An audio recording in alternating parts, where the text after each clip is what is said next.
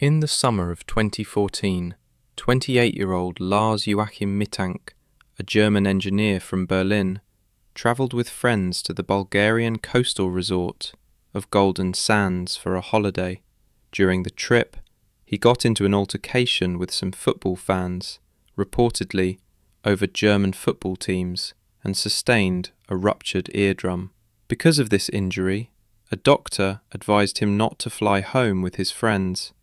Instead, Lars stayed behind in Varna to recover, booking a room at a cheap hotel near the airport. Almost immediately after separating from his friends, Lars began to behave strangely. He appeared paranoid, called his mother, whispering that people were following him, and at one point sent her a cryptic text, asking her to cancel his credit cards. Hotel staff reported he was acting nervously, pacing, hiding in elevators, and leaving the hotel for hours in the middle of the night. He appeared distressed and suspicious, constantly looking over his shoulder. On July 8th, Lars went to Varna airport with the intention of flying home. He visited the airport medical clinic to get clearance to fly, since he had been prescribed antibiotics for his ear injury. The doctor who saw him later described Lars as anxious and distrustful. During the exam, a construction worker entered the clinic. At that moment, Lars panicked. He stood up abruptly, said something along the lines of, "I don't want to die here," and ran out of the airport, leaving behind his luggage, phone, wallet, and passport.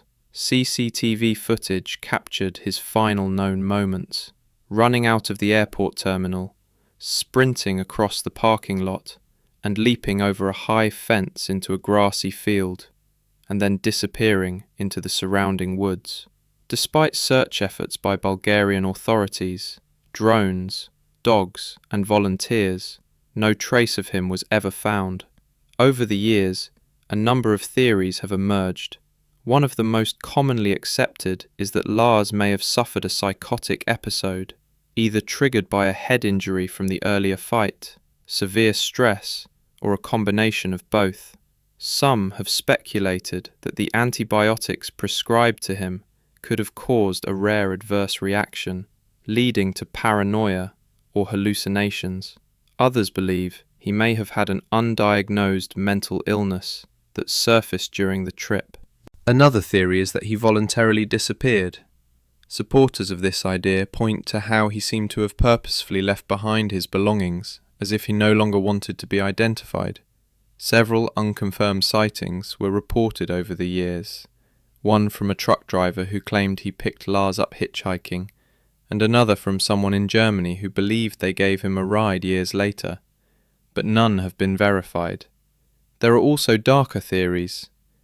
Some suspect that Lars may have fallen victim to foul play, possibly targeted after the initial fight, or lured or abducted by traffickers.